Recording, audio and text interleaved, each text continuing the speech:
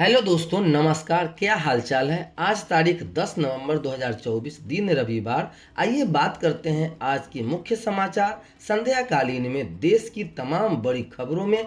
सबसे पहले सुर्खियों पर नजर डाल। बिहार उपचुनाव, 4 सीटों पर त्रिकोणीय मुकाबला। नीतीश, तेजस्वी और प्रशांत किशोर में कौन होगा पास। पर्व खत्म होते ही बढ़ी मरीजों की संख्या। सदर अस्पताल में काउंटर बंद रहने पर हंगामा।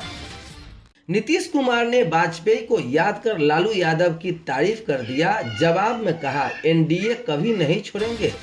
दरभंगा में किन रास्तों पर दौड़ेगी मेट्रो, सामने आया रूट चार्ट। पढ़ लें नया अपडेट क्या है।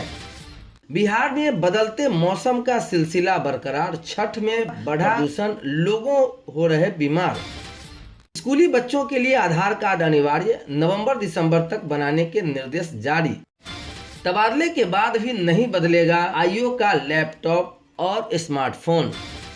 महाराष्ट्र में बीजेपी का संकल्प पत्र। किसानों का कर्ज माफ, 25 लाख रोजगार। महिलाओं वृद्धों को हर महीने 2100 रुपए वादा।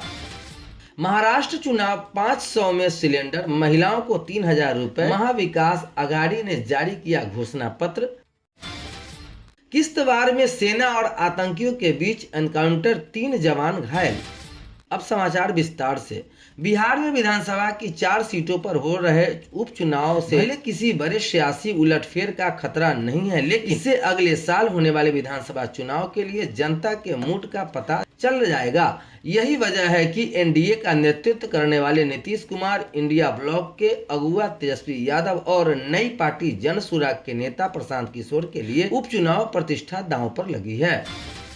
त्योहार खत्म होते ही अस्पतालों में मरीजों की संख्या बढ़ गई है। अस्पताल में इन दिनों वायरल बुखार, सर्दी, खांसी के मरीज पहुंच रहे हैं। बीते दिन सदर अस्पताल में एक पर्ची काउंटर बंद होने से अफरा तफरी का माहौल बन गया है। बिहार के मुख्यमंत्री नीतीश कुमार ने पूर्व प्रधानमंत्री भारत रत्न अटल बिहारी वाजपेयी को याद किया। नीतीश कुमार ने कहा कि वाजपेयी जी ने उन्हें मुख्यमंत्री बनाया था। नीतीश कुमार ने राष्ट्रीय जनता दल के साथ जाने को अपनी गलती बताया। उन्होंने कहा कि वे अब दोबारा कभी एनडीए नहीं छोड़ेंगे। दरभंगा में मेट्रो परिचालन के लिए रूट निर्धारण पर बैठक हुई। जनप्रतिनिधियों ने सुझाव दिया कि मेट्रो एयरपोर्ट से एम्स तक चलनी चाहिए और तारामंडल, डीएमसीएच, समाहरणालय, आईटी पार्क में स्टेशन बनाए जाएं। पहले फेज में 2 मेट्रो कॉरिडोर बनाए जाएंगे। सर्वे रिपोर्ट पर आपत्ति जताई। कई और रूट में परिवर्तन की आवश्यकता बताई गई। सुझावों को राज्य सरकार को भेजा जाएगा। बिहार में मौसम के बदलाव लगातार जारी है। दिन के सारा समय धूप निकलने से लोगों को गर्मी महसूस होती है, वहीं सुबह और शाम के समय हल्की ठंड रहती है। मौसम विभाग की माने तो अगले कुछ दिनों तक मौसम ऐसा ही बने रहने की आसार है। इस महीने के अंत तक ठंड बढ़ सकती है। वहीं मौसम में बदलाव की वजह से बीमारियों भी बढ़ रही है। शिक्षा विभाग के अपर मुख्य सचिव एस सिद्धार्थ ने शिक्षा की बात हर शनिवार कार्यक्रम में कहा कि स्कूल में पढ़ने वाले सभी बच्चों के लिए आधार कार्ड का होना अनिवार्य है। इसके साथ ही इस साल के अंत तक सभी बच्चों के आधार कार्ड बनाने के निर्देश दिया है। इसके साथ ही जन्म प्रमाण पत्र बनाने के कार्य में भी तेजी लाई जाएगी। बिहार पुलिस के अनुसंधान पदाधिकारियों को लैपटॉप और स्मार्टफोन दिए जाने के फैसले के बाद अब एक और बड़ा फैसला किया गया है।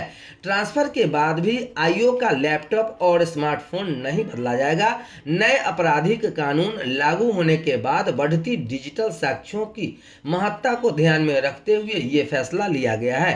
अब आईओ ट्रांसफर के बाद भी अपना लैपटॉप और स्मार्टफोन साथ रखेंगे। केंद्रीय गृह मंत्री अमित शाह ने रविवार को महाराष्ट्र में भाजपा का 25 सूत्रीय संकल्प पत्र जारी किया।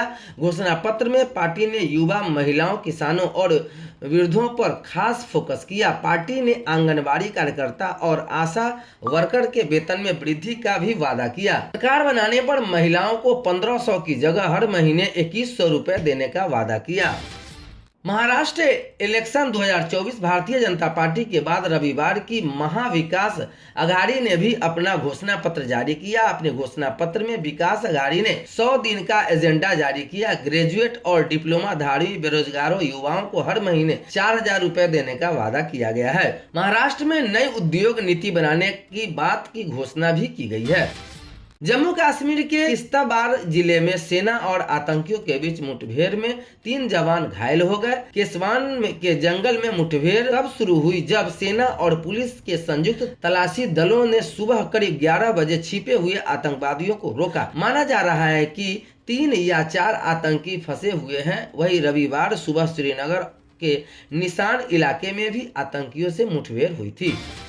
आंगनबाड़ी कार्यकर्ताओं सहायिकाओं को अस्थायी कर्मियों के समान माना जाएगा। गुजरात हाईकोर्ट केंद्र व गुजरात सरकार को निर्देश देते हुए दोनों में भेदभाव को लेकर यह खबर आ रही है। कम मासिक मानदेय से स्पष्ट है कि सिविल पदों के कर्मचारियों की तुलना में उनके साथ भेदभाव। हाईकोर्ट फैसले से देश भर में लाखों आंगनबाड़ी कार्यकर्ताओं और सहायिकाओं को लाभ होगा। यह बड़ी खबर आ रही है इस वक्त, जहां अहमदाबाद से गुजरात हाईकोर्ट ने राज्य और केंद्र सरकार को निर्देश दिया है कि वे आंगनबाड़ी कार्यकर्ताओं, सेविका और सहायिकाओं के साथ नियमित रूप से चयनित अस्थायी सिविल कर्मचारियों के समान व्यवहार करें। हाईकोर्ट के इस फैसले से देश भर के लाखों आंगनबाड़ी कार्यकर्ताओं और सहायिकाओं को लाभ होगा। जस्टिस निखिल एस कैरियर ने कहा कि सरकारी कर्मचारियों के मामले में आंगनबाड़ी कार्यकर्ताओं और आंगनबाड़ी सेविकाओं के बीच भेदभाव अधिक है। इसे देखते हुए राज्य और केंद्र सरकार को सरकारी सेवा में उक्त पदों को समाहित करने के लिए संयुक्त रूप से नीति बनानी चाहिए। अदालत ने कहा कि इसके साथ ही उन्हें नियमितीकरण का लाभ भी प्रदान किया जाए। अदालत ने 1983 और 2010 के बीच केंद्र की एकीकृत बाल विकास सेवा ICDS योजना के तहत नियुक्त आंगनबाड़ी कार्यकर्ता और आंगनबाड़ी सहायिकाओं द्वारा दायर याचिकाओं पर अपना फैसला सुनाया है। IDCS योजना में 6 वर्ष से कम उम्र के बच्चों के साथ गर्भवती महिलाओं और स्तनपान कराने वाली माताओं के लिए आंगनबाड़ी केंद्र बनाने की परिकल्पना की गई थी। याचिकाकर्ताओं ने कहा था कि 10 साल से अधिक समय तक और दिन में 6 घंटे से अधिक काम करने के बावजूद उन्हें मामूली राशि दी जा रही है। अदालत ने कहा कि आंगनबाड़ी कार्यकर्ताओं और आंगनबाड़ी सहायिकाओं को क्रमशः 10,000 रुपये और 5,000 रुपये के मासिक मानदेय से यह स्पष्ट है कि राज्य सरकार सिविल पदों पर काम करने वाली कर्मचारियों की तुलना में उनके साथ भेदभाव कर रही है। अदालत ने राज्य और केंद्र सरकार को यह घोषित करने का निर्देश दिया कि आंगनबाड़ी कार्यकर्ता और आंगनबाड़ी सहायिका नियमित रूप से चयनित अस्थायी सिविल कर्मचारियों के समान व्यवहार के हकदार होंगे। बिहार में 1,15,000 आंगनबाड़ी केंद्र सेविकाओं को 7,000 मानदेय। बिहार में 1,15,000 आंगनबाड़ी केंद्र है। आंगनबाड़ी सेविका को कुछ माह पहले तक 6,000 रुपए मानदेय मिलता था, जो अब बढ़कर 7,000 रुपए हो गए हैं। वही आंगनबाड़ी केंद्र के काम करने वाली सहायिका को 4,000 रुपए का मानदेय मिल रहा है। यह बड़ी खबर आ रही है कि अब यह गुजरात के बाद बिहार में भी यह लागू होने की संभावना बन रही है। कल से इंटर और 19 से प्रारंभ होगी मैट्रिक की सेंटर परीक्षा। बिहार विद्यालय परीक्षा समिति ने मैट्रिक व इंटर की सेंटर परीक्षा की तिथि जारी कर दी है। घोषणा तिथि के अनुसार इंटरमीडिएट की सेंटर परीक्षा 11 नवंबर से शुरू हो रही है, जो 18